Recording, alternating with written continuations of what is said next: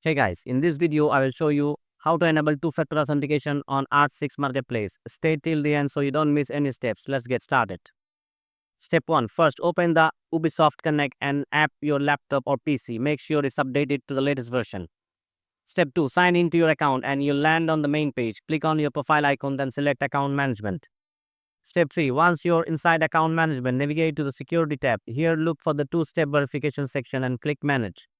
Step 4. You'll be redirected to Ubisoft security settings. Find two-step verification and press activate. Step 5. Now you can set up two-step verification via email or an authenticator app. I'll use email for this guide. Ubisoft will send a security code to your email. Step 6. Check your inbox, copy the code, paste it into the required fields and press submit. Step 7. Once the setup is complete, two-step verification is activated. Don't forget to save your backup codes and log out for extra security. And that is it. You have successfully enabled 2FA on Art6 Marketplace. Drop a comment if this helped and don't forget to like and subscribe for more tech guides. See you in the next one.